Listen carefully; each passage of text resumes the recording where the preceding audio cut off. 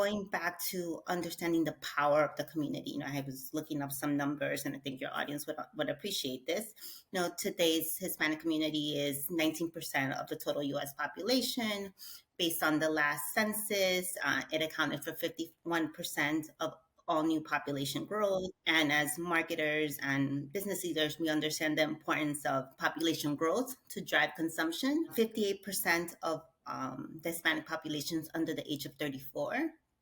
So that to me was a really interesting find. One of the newest things I just learned was that according to the Latino Donor Collective, who does a GDP report on the role of the U.S. Latino community in the U.S. economy, the U.S. Latino consumer purchasing power is 3.2 trillion.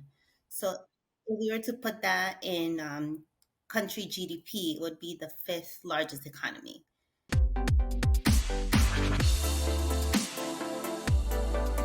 Welcome back to Generation Influence, a podcast focusing on the movers and shakers working behind the scenes in influencer marketing and e-commerce. I'm your host, Bill Hildebolt, one of the co-founders of gen.video, a leading platform in the influencer marketing space focused on advanced analytics and e-commerce outcomes. I'm excited for my guest today, who is Wanda Vides, Senior Brand Manager on Bon Maman Preserves, Jellies, and Nut Spreads.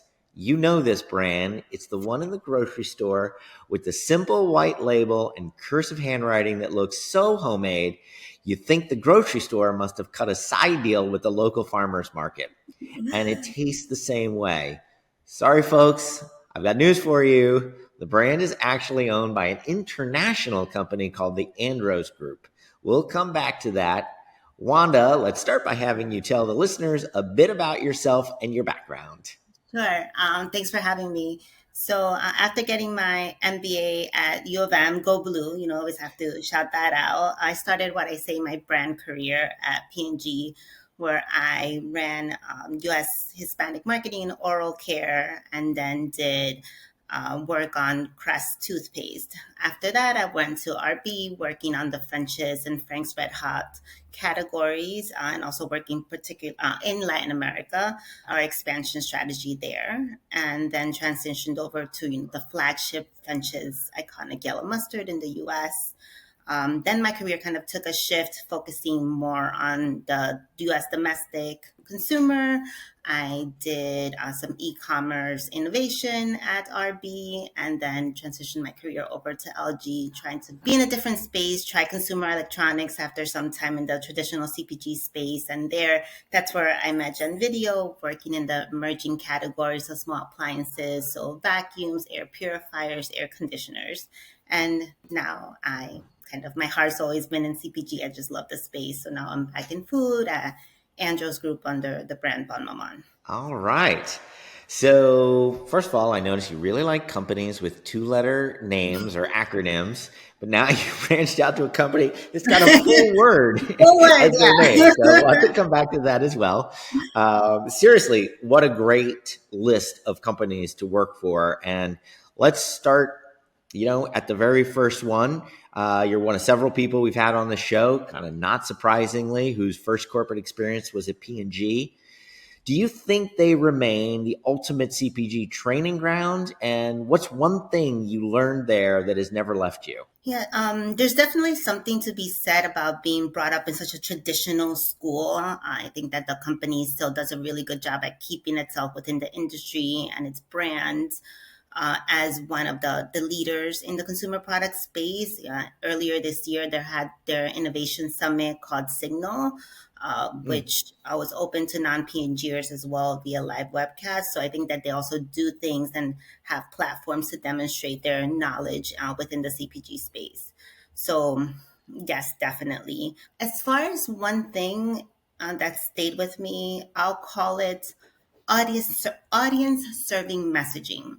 And by that, I mean messaging that's there to serve the consumer and their needs. Seems rather simple concept, but I think sometimes as marketers, we kind of get in our own heads or stay within our own brands. But it's really about the consumer and what do they take away from their brands? Not so much as what are you trying to convey, right? It's like the other side of the coin of what do they receive, and making sure that your messaging of what they receive is aligned with the messaging you're trying to convey. So, how do you do that? Through research, understanding how does the consumer interact with your category, interact with your brand? What's their role of the category and the brand within your life? In my time there, I did at least one annual big category or consumer research a year. And not only doing research when things go bad, but really also as an ongoing way of doing business and educating your messaging or your innovation pipeline. And I'll even say audience serving messaging when it comes to internal stakeholder communication.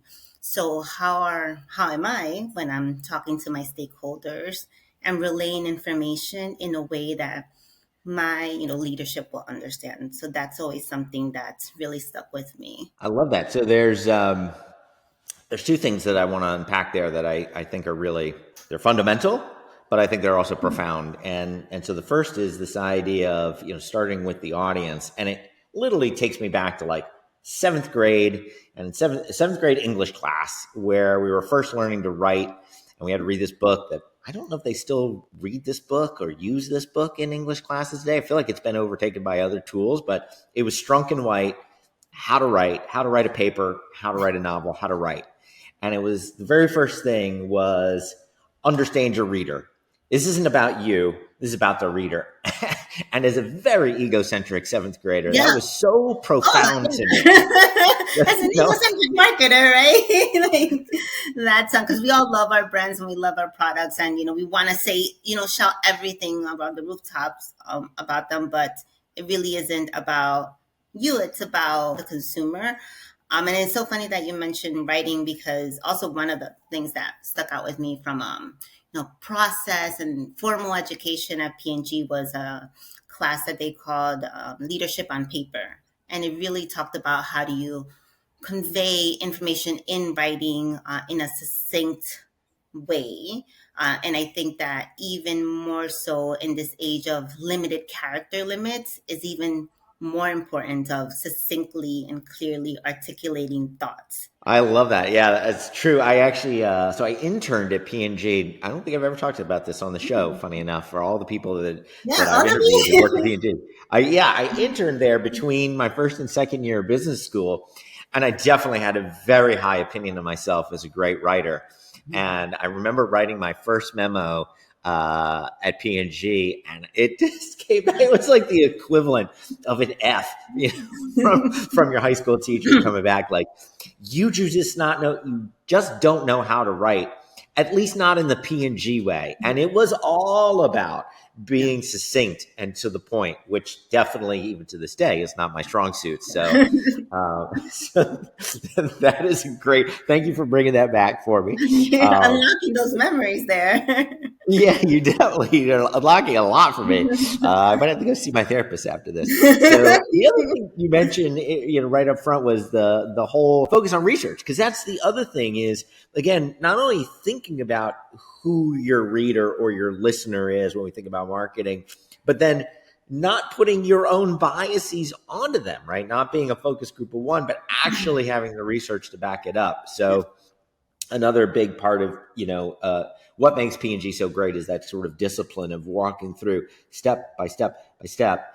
And so let's talk about that, because one of the things another thing we haven't talked about on the podcast that got me so excited for today is marketing with a Hispanic audience in mind. And so you started your career marketing to this consumer segment, and you had some great stories that we talked about in our pre-call about how you did it at P&G. But can you just give the audience, again, you're first, you're breaking new ground for us, some fundamentals when thinking about the segment, and especially like some of those interesting anecdotes and stories you got from your time at P&G. I'd love to hear those and share those broadly with the audience. Yep. So in my time at P&G, I was under US Hispanic for Crest oral care. And, one of the interesting things is like, how do we look at this consumer segment, US Hispanic, Latinx, Latino, whichever way, you want to identify this cohort of consumers. That can get into a whole nother conversation.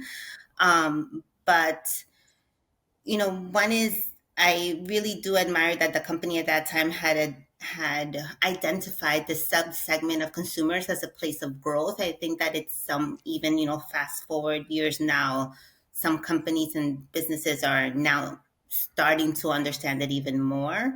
One is how the community, as I said, identifies itself with one terms, but also it's, looking at the community holistically, but also that it's not also just Mm, one mono community.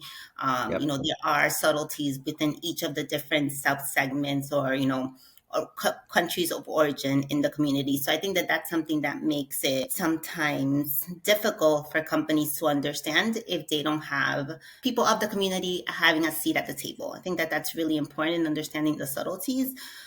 But going back to understanding the power of the community, I was looking up some numbers, and I think your audience would appreciate this. Today's Hispanic community is 19% of the total U.S. population. Based on the last census, it accounted for 51% of all new population growth. Wow. And as marketers and business leaders, we understand the importance of population growth to drive consumption. 58% of the Hispanic population is under the age of 34. So that to me was a really interesting find. And one of the newest things I just learned was that according to the Latino Donor Collective, who does a GDP report on the role of the U.S. Latino community in the U.S. economy, their projections or their study says that the U.S. Latino consumer purchasing power is 3.2 trillion. Oh So my gosh. if we were to put that in country GDP, it would be the fifth largest economy. So, this is a consumer segment with a lot of purchasing power collectively. And how do companies understand that and respect that without just painting a thick brush over it, or just let's put it in bilingual. I mean, I think it's really interesting, even just most recently, look what SNL did. They have Pedro Pascal and Bad Bunny doing a segment without any in Spanish, Spanish, Mm. and without any subtitles. It's like, I think that that's a way of integrating the community, or not even integrating, it's demonstrating what the community already is. I don't know if I'm stealing this from someone or I'm about to make up a great quote like on the fly, but the phrase that popped in my head, especially as you said, 58% of the of the demographic is below the age of 34, is demographics are destiny, right? Yeah. And so when you take a Uber trend like that, right, 58% of that population being under the age of 34, that is our future. And that Mhm. means that styles, trends, right, whether people want to embrace it or resist it, is almost irrelevant. That group is going to define who we are as a country moving forward. And so that is an incredibly powerful, unstoppable force and dynamic at Yeah. play. And so I agree with you. That is something the audience definitely needs to appreciate, because it tells you where to look to find what's coming next, Yep. for sure. You had a great story about some of the marketing that you all did at Crest early on, and this is very much an offline tactic. Can you retell that? Because I thought that was so powerful and interesting and smart. Yeah, so in my time there, we were looking to grow oral care with the U.S. Hispanic subset. Are we looking to do that? Well, one is, understanding, granted, like the baseline is demographics, right? So where from a geo standpoint is this consumer primarily based in?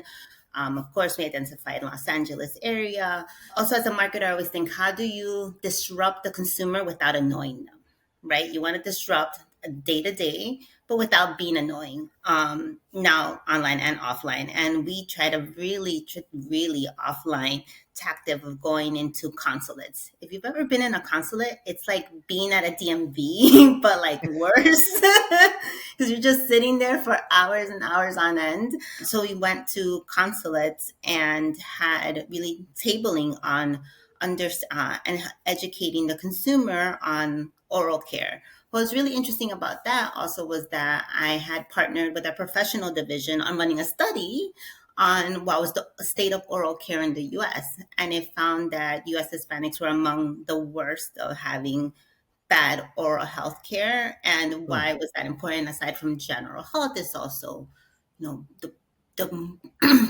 the more poor your oral health care is, you have to go to the dentist. There's financial implications to that. There's fear of the dentist.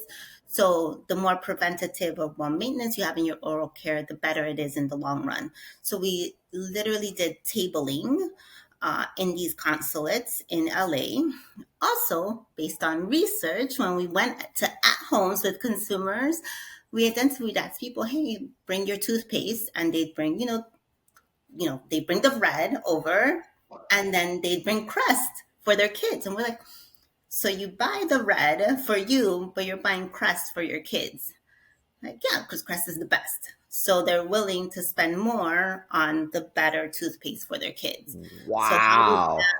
how did that identify my sampling strategy? Well, every single one of my now tabling efforts has to include a kid's toothpaste, which has like budget implications as well. So in funding that sampling, but to me that was like kind of came in full circle of how do we talking about now like research and integrating that research into what we're doing. Really, it's a very offline tactic, but because of that program success, we were able to expand it to 5 other markets outside of California. I mean, part of the reason I love that story, there's so many great things about it. And this was before the age of influencers, right? Like before that really like the expansive growth of the influencer space.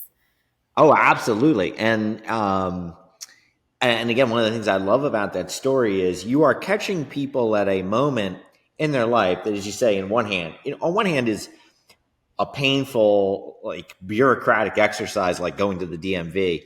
At the other hand, like they're doing activities around their citizenship. It is like a critical moment in their life that they are not likely to forget anytime soon. Again, painful, but also like important in the way they think about themselves. And so you're catching them at this moment that they're not going to forget, and you're making yourself part of that experience. I just love that. I feel like that would be such a cementing moment. You're like affiliating effectively Crest with this experience. I was like, that is brilliant. And I didn't remember the part about like choosing a different toothpaste. I mean, that's almost like cry-worthy moment. Choosing a different toothpaste for your child because you want them to have the best. And so I mean, I love it. All right, well, let's do what you suggested and pivot from that, but keep the focus on the Hispanic community, and then talk about how it plays out with influencer marketing. Because for sure, influencer marketing has all these different divisions and subgenres, right? But there is definitely also a very particular way it is perceived by the community. What does all this mean? I'm never a fan of Hispanic marketing because good branding and marketing, it's marketing, right? Like you're just marketing to a different subsegment of consumers based on where they are in their life stage or based on how they identify. So just from my standpoint, it's just a term I don't subscribe to, but I get it. Um, and I would say, one of my favorite words in Spanish is, and this as well, bring it back to influencer marketing, is comadre or copadre, which is a term that doesn't exist in English. And this is your child's godparent. So your relationship to your child's godparent is your comadre or your copadre. My child and this person have a relationship, and this word godparent, godchild ties them. But I don't have a relationship to this person in English. They're not part of the Mm, word that ties them to my family or my circle, right? So yep. co-parent, rough translation is comadre or co-mother, is how now you're integrated. You and I have a relationship together. You're my copadre. So I love that word because colloquially, comadre or compadre could be, friends. People use it like good friends use it. Like if you're such a good friend, people sometimes use the word primo or cousin. But if you're really close friend, like, and I want to integrate you in my family, you'll be my comadre. Even if Mm-hmm. the neighbor could be my child godparent, or they could not be. Well, we're just such close friends. We call them comadre. And I love that word because it, I think, is one of the examples of the Latino community, of how community is defined more than just your family. It's who you bring into it, and community is defined. Even offline, if you're talking about places of worship, activities, or extracurriculars, but also anyone that you deem so close enough that you can bring into you can tie them with this term. I think that what the influencer space has done is taken those links and brought them online. Hmm. So, influencers could be, like that extension of that network of trust. We always talk about word of mouth and the importance of words of mouth, and how the influencer space is like an evolution of that. But within the Latino community, I think that it's also also an extension of community. That's fabulous. I mean, brilliant. Anytime you find something where there is not a good semantic translation from language to language, it's always worthy to pause because you found something important, right? Because if we can't communicate externally through words a concept, we struggle to communicate it even to ourselves internally. We don't have the language for it, and we think with words even when we're not speaking with words. And so I love that you identified that and sort of drilled into that as this point of differentiation, because I totally agree. I mean, yes, the concept doesn't really exist in English, and I think it is, and so as a dynamic, not nearly as rich. And so that was brilliant. All right, well let's keep going deeper there. We talked in our pre-call about how the social media platforms algorithms succeed because it's like they read our desires and then serve them back to us. Has that had a cultural element for you as a Hispanic, and as you talk to others in the community, do you feel like that plays out in a specific kind of way? Yeah, I think that social media and influencers, it opens up a space to connect and reconnect, and that's dynamic that's really interesting as being bicultural or being an immigrant, of going back and forth in in your life cycle.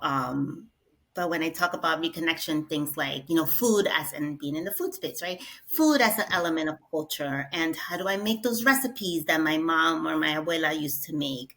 And, being served up an influencer in Colombia that's making these traditional recipes. And, now I only have to call my mom twice instead of 5 times. And I'm like, Mom, I found this recipe online. Is it true? Like, do I make it like that? I'm like, okay, and I can save it.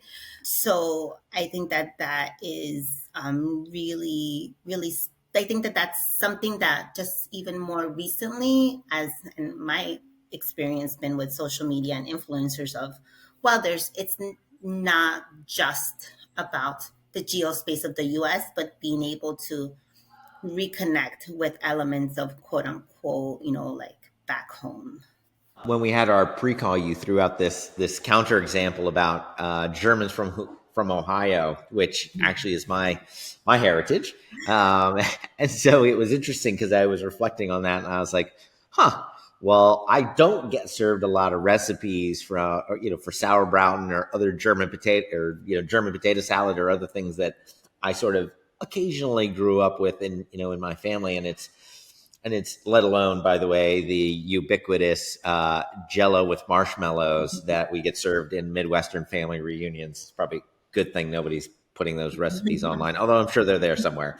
Um, in any event, it just is interesting. Is I don't know if it's over time or generations, right? You lose some of that cultural color and context. I hope not. I hope social media actually serves to highlight those things and bring them to the fore, right? That those things are such a big part of the richness of life and ritual, and again, all of those things matter to me so much. And so hopefully social media is one of the things it can do. And as we talked about that, though, I mean, and you even kind of hinted it at the top of the show here, right? They're blunt instruments, right? You can't just hammer everybody, put everybody into some broad ranging box and then just hammer them. You have to figure out ways to be nuanced, Mm-hmm. and to further sort of personalize and be sensitive to what people are responding to positively and not. Any rules or guidelines or thoughts on how you can integrate these ideas into marketing campaigns, yet not, again, fall into the trap of pandering or just being overly simplistic with it? Yeah, I mean, as far as thoughts, it's, as you know, I started off by quoting some pretty big numbers of the purchasing power of this segment. And I think that there's still a lot of companies struggling to understand not only even if they understand the purchasing power of the audience, they, as you said, struggle with understanding the continuum of culture and experience and how that impacts decision making. And it is very nuanced.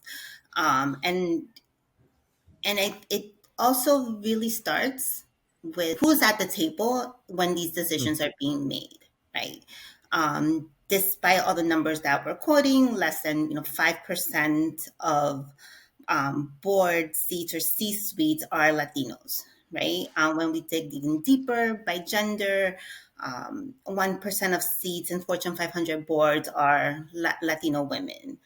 Wow. So, these people that understand the nuances, people like me, we're not at the table, or there's just very few of us at the table. So that's part of where it starts. Also, from a more, when you're looking at campaigns or executions, who are your agencies? Who are your agency partners? How are they educating themselves in this subsegment? Who are they hiring? How are they using the data that they have to further enrich themselves and become subject matter experts, or are they also educating themselves with other organizations to really understand the nuances? So I think that it requires work internally within like the organizations on having stakeholders, Latino stakeholders at the table, and also education, which means investment in research as well to enrich decision making. I love that. Back to the research. You Yeah. can never go wrong with that. But even, Um, even using what you're currently doing to learn from what you're currently doing, mm, right? Like it's not just funding research for research's sake for the joy of learning, but also taking what you've done and what are you learning post campaign, right? Sometimes we get really quick into like the next campaign, but really, what's that post mortem? What did we learn? Or is there any hypothesis or nuggets that we can draw out of that? And if yeah. there wasn't, in our next execution, can we embed that in the back end reporting in order to capture that? Right? Absolutely, absolutely. I mean, the whole point to me, it's interesting. Obviously, I appreciate we are expected to get performance in campaigns that we run, and so it is important to deliver the numbers. But I always feel like the most important thing to do in a campaign is to learn and to always be informing and to always be refining the target of where we're going and see what's changing. Right? I mean, these markets are so dynamic and ever changing. If you keep doing the same thing, you're eventually going to be completely 180 degrees off course. So for sure. And I want to talk about two buzzwords. We'll just call them that. And I want to get your reaction to both of them. And again, not to put you in the position of being a focus group of one, but I have this funny feeling you might have a perspective, seen through the lens of someone who is expert in this area of how these words resonate. And the first word is sustainability. So everyone is all about sustainability, and I'm just sort of curious, if you hear that word and you think the Hispanic community, again, if we can be broad brushed with this, hears that word differently than, let's just call it the mass audience. What does that word mean in the community to you? I would say it's not so much about sustainability, but authenticity, right? Mm, Like, what are you saying? Are you doing what you're saying? And who is it really benefiting at the end? Because part of sustainability is also, when you're not only like, if you're looking at the space of food, right? It's food comes from the earth, which there's, the sustainability of the planet, but also of the farmers and the, further down the stream. So I wouldn't say it's, I don't know if the audience hears sustainability differently, but more like authenticity, Mm. in especially I think when it comes to food, because those are so linked. Next word is assimilation. Um, And I'm totally dating myself, yeah. right? Because I grew up in the 70s and 80s. And again, this was probably even then a very simplistic view, but everyone talked about like assimilation is the key to success in society. And I think we see it very differently today. I think, again, as even I said or myself just a few minutes ago, right? Like the richness of culture and ritual and heritage and all these things, we I think appreciate in a different way. Do you think do you think assimilation has literally become a bad word? I mean, again, it's an Yeah. interesting, like, talk to me about that. What does assimilation mean when you hear that word? Is it a negative reaction, or is it still a positive thing, just much more maybe again nuanced relative to the way simplistic way we thought of it in the 70s? Yeah, I think the word assimilation, to what the point you're alluding to, is that assimilation meant that was the goal, right? And Yep. Yep. the thing is that it's not linear. My journey, everybody's journey, like journey in life isn't linear, but within this consumer, like it's a continuum that changes throughout experiences and touch points and like these fulcrum points in life, right? Like there's certain fulcrum points in life to all consumers, right? Leaving home for college, kind of a traditional one, getting married, having kids. Now, how does this maybe seems different for someone who's bicultural is, well, when you have kids, you start thinking about the way your parents did it and what aspects of how they did it do you like. And going back to food, food as an aspect of culture. Oh, I do want to bring some of those traditional recipes back. So it is this continuum of aspect of culture that goes back and forth, like right Mm. through life. And it's not about assimilation as an end goal. So, in my example, it's following a Colombian chef that has 150K followers because I'm like, oh, those recipes remind me of recipes that my mom would make, but I haven't recorded her, making every single one of them. So now I can save them. And then following, an educator like Miss Rachel that has 1 million followers. Mm. So it's this continuum of culture and bits and pieces that I can pick from in the continuum versus an endpoint destination. And you create your unique identity by the things that you choose to pluck out. By the way, I'm stealing fulcrum point. I never heard that phrase before. I love it. Hope you didn't copyright it No, because I didn't. because I'm stealing it. Okay, all right, all right. This has been fabulous. I do want to change gears a bit because you've got.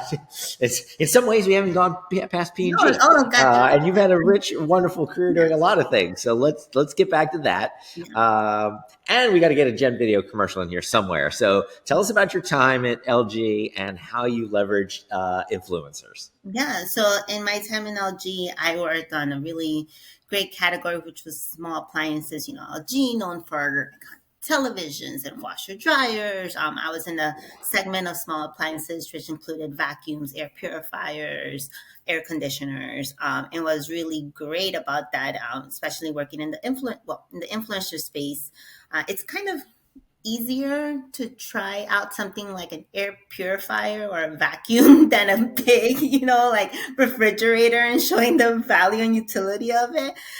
So I think that was made it in some ways a little easier for me.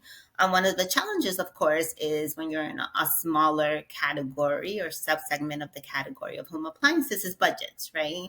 It's like smaller budgets. You're not running big, sexy TV campaigns as much. Mm. So for me, and with less money of not working dollars, when I was working with Gen Video, we leverage Gen Video even from asset creation, leveraging it on content syndication, affiliate marketing. So really, how much value could we squeeze out of the relation, or could we extract or co-create with the influencers and Gen Video.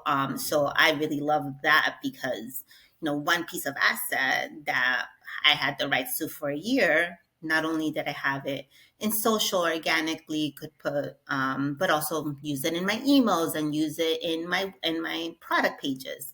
So through Gen Video, I think that you guys did a really great job at helping us in small appliances, being able to really stretch our dollars. Yeah. I And mean, uh, it's really true. I mean, LG did such a great job in those campaigns, really grasping the repurposability of the content and pushing it out through all the different channels, using it in paid media. It was great to have you guys as a client, like really champion. It was something we talked about in the value proposition forever, but it's so much easier said than done in terms of, knowing that you've got this content and then figuring out how to redeploy it through all the different channels. And you guys did a great job of that. Beautiful content. And it definitely worked on me. I mean, all we own is like LG vacuums and of course LG TVs. And so it worked on me. So I know that and I know based on your point about some of the metrics and analytics we did, it worked on a lot of other people as well. And so great to and have you as a client Yeah, doing, and I do want doing to that add content.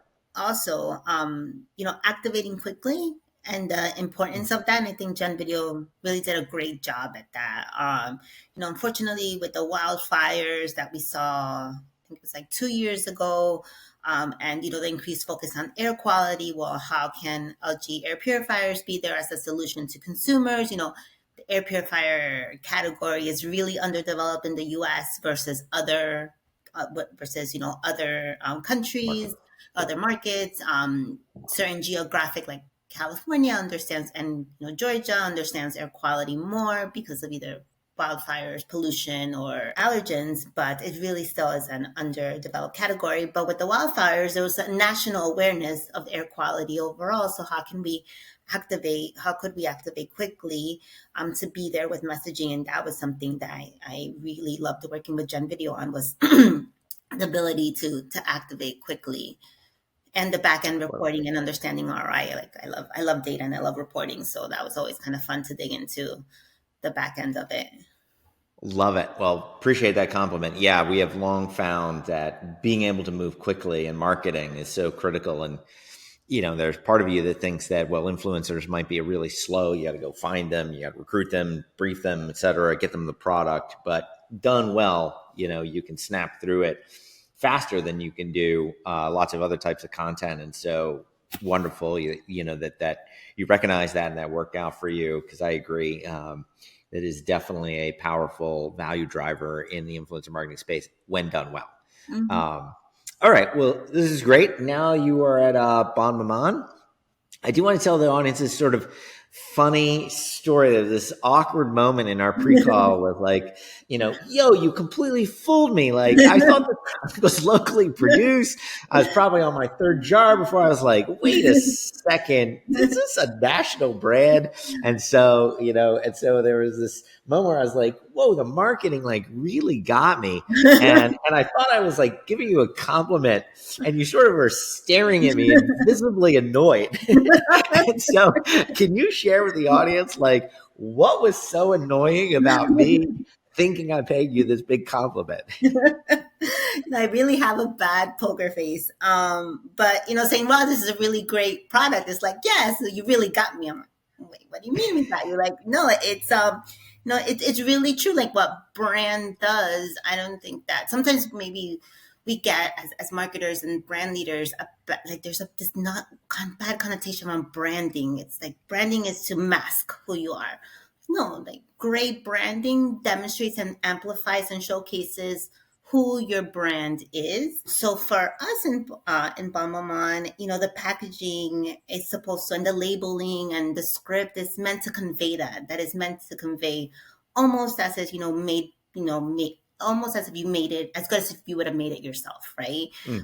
So we're providing that convenience of you don't have to make your own homemade preserves, but it's almost as good as if you made it yourself, right? The quality, the consistency, time over time. So, the love and care that you would do it yourself is similar to the love and care that we have in our sourcing of fruit, and how the company really takes a lot of pride in that. So when you say you got me, it's like, we didn't get you. We're trying to really demonstrate through our packaging and our branding that the authenticity of, almost as good as if you made it yourself. So yeah.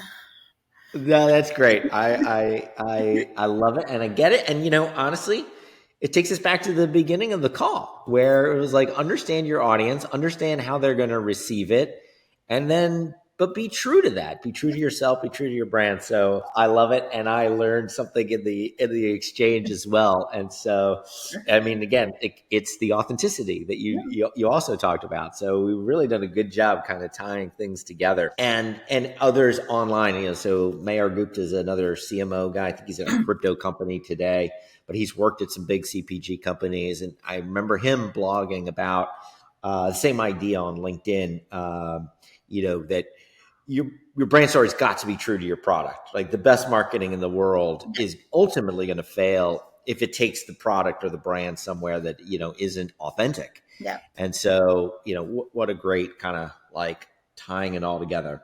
All right, well, this has been amazing and awesome. Let's start with and wrap up with something that we do for pretty frequently on the show. Tell me a little bit about your inspirations. Tell me who you feel like kind of got you going down your path to where you are today. Yeah, so, on a personal end, I always say my parents, and, kind of tying it back to US Latino and immigration, and in terms of, seeing their sacrifices in their careers kind of motivated my own. My dad was an architect. My dad was a lawyer. My mom was an architect. That always kind of fueled me, because when they came to this country, they came to work in factories and clean office buildings. So that always fueled my ambition to establish myself as a business leader and professional. On a more professional academic end, when I was in high school, I was part of this program called the Academy of Finance program by the National Academy Foundation that sets a curriculum for students to learn business and finance. And I met this group of people that I think worked for Citigroup at the time. And one of them was a woman. And this was the first time outside of an educator that I saw a woman, like really like being a professional. And I was like, wow, like that's really awesome. Like, and she was in finance. I wish I could remember her name, but 14-year-old me, like that left this impact of, there's a woman in business that's, being respected. And to this day, I think about, when you asked me that question, I was like, yeah, her, like that left such, that embedded such a seed in me today, that I think that that's just the importance of representation, or people being at the table, kind of going back to what we were saying earlier of how it plants these seeds. And we see it, grow years later. Yeah, it's great. Again, you like wrapped up a theme of like the importance of family and parenting and those relationships kind of like being so central to who we become and who we are. So that was a fabulous wrap up. Well, Wanda, thank you so much. This was tremendous. What a That's fun. great, fun conversation. I learned a ton and really appreciate you Yeah, having and me I on hope the you show. have more people with different experiences, different Latino leaders here also, so they can share their experiences, because it is fun to understand and learn the nuances. Absolutely. No, this is tremendous. And for everyone else, thank you for tuning in to Generation Influence. Hope you enjoyed it as much as I did. And we will see you next time on the show. Thanks so much. Bye. Hey, thanks for tuning in. New episodes of Generation Influence drop every Wednesday, so be sure to check us out and subscribe on YouTube, Spotify, or Apple Podcasts. You can find information on next week's guest in the description below. Hope to see you then and there.